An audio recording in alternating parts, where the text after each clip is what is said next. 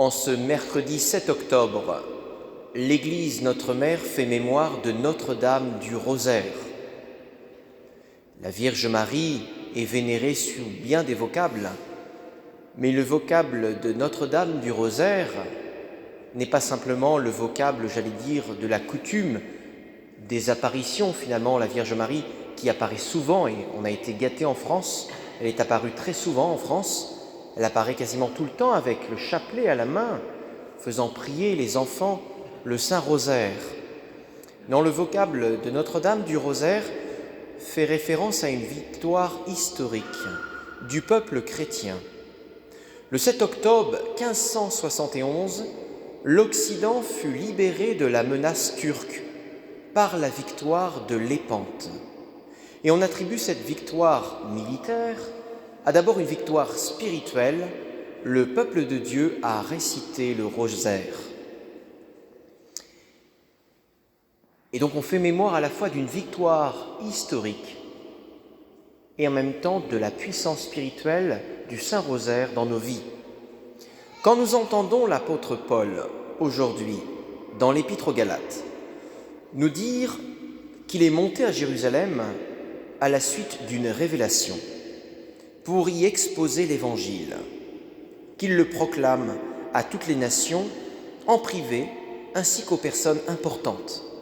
Quand nous entendons le psaume nous dire « Allez dans le monde entier proclamer l'Évangile, louer Dieu », et quand nous entendons le Seigneur en Saint Luc nous enseigner le Notre Père, comme en Saint Matthieu qui est la formule la plus complète, nous avons là l'exposition, la proclamation et l'initiation à la prière. Voilà ce que nous dit le Seigneur dans sa parole aujourd'hui, et on pourrait dire dans le contexte de la fête du Saint-Rosaire. Effectivement, le Saint-Rosaire est proclamation de l'Évangile. Le Saint-Rosaire est puissance de l'Évangile. Le Saint-Rosaire est catéchèse de l'Évangile. Et bien souvent, comme le Notre Père, comme le Je vous salue Marie, les prières les plus fondamentales du chrétien depuis son enfance, les prières les plus condensées, sont parfois les plus profondes, si on les creuse un peu, mais parfois elles sont aussi les plus habituelles et les plus récitées de surface. Et donc il est bon de creuser ce qu'est aujourd'hui le Saint-Rosaire, la prière du Je vous salue Marie. Le Saint-Rosaire est catéchèse. Dans l'Occident chrétien, dans le premier millénaire, les moines récitaient les 150 psaumes sur une journée, puis sur une semaine, puis sur 2 semaines, puis sur 4 semaines. Cette tradition est restée par l'office des heures, et c'est tous les moines qui continuent, les religieux et même les prêtres, par moments les diacres avec des mesures réduites, et les consacrés qu'on appelle le bréviaire. Et dans le premier millénaire chrétien, l'office des psaumes, cette récitation pour prier sans cesse le Seigneur et lui rendre un culte 7 fois par jour, nous dit le psaume, c'était les lettrés qui savaient le faire. Mais les illettrés, ils ne pouvaient pas réciter les psaumes, qu'en plus est s'ils étaient en latin. Alors, on offrait à Dieu, par l'intermédiaire de Marie, à qui on avait une grande piété, un bouquet de roses. Il s'agissait du rosaire. Un Je vous salue Marie était une rose offerte à Dieu par l'intermédiaire de Marie, que le croyant priait pour qu'elle embellisse sa prière, son bouquet de fleurs, et de Je vous salue en Je vous salue Marie, c'est un chapelet 50, et puis finalement 150, le Saint-Rosaire, c'était l'équivalent des 150 psaumes pour les analphabètes, pour les petits de Dieu. Ainsi celui qui priait le Saint-Rosaire, 3 Je vous salue Marie, 3 chapelets, 3 fois 50 Je vous salue Marie, priez les 150 psaumes, priez la parole de Dieu. Et le peuple de Dieu y a médité les mystères de la vie de Jésus.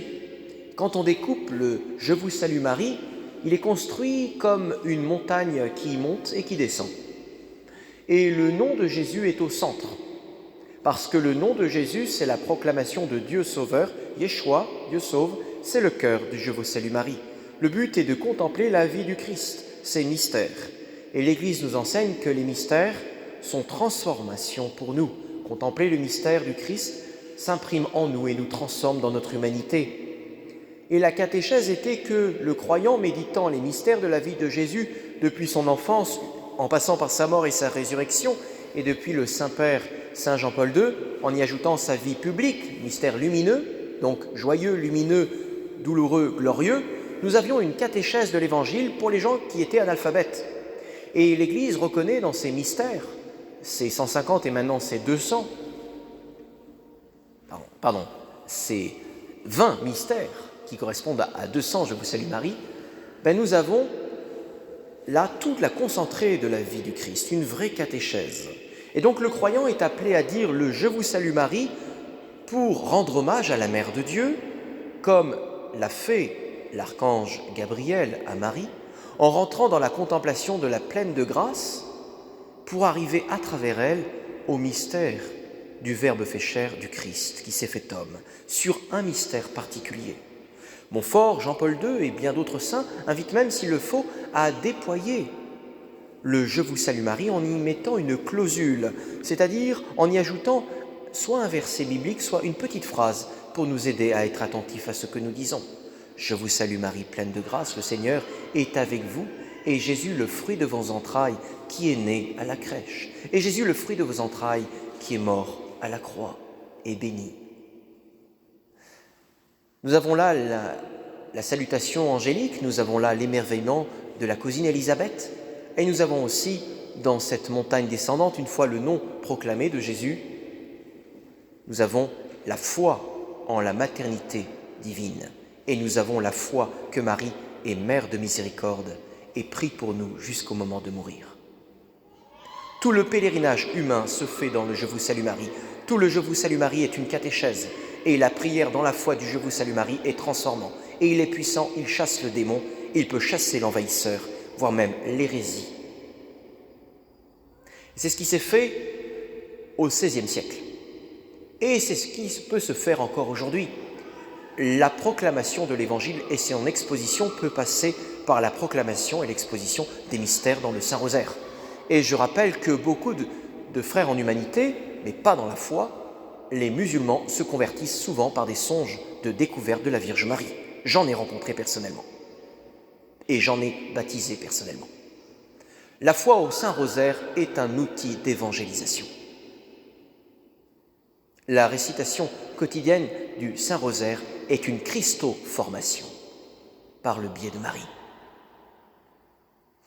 Donc les prières les plus anodines sont parfois les plus puissantes. Puissions-nous les découvrir et demander aujourd'hui la grâce du Seigneur par l'intercession de Marie d'y rentrer pour nous-mêmes et pour l'Église et pour la mission universelle. Gloire soit au Père, au Fils et au Saint-Esprit, comme il était au commencement, maintenant et toujours, et dans les siècles des siècles. Amen.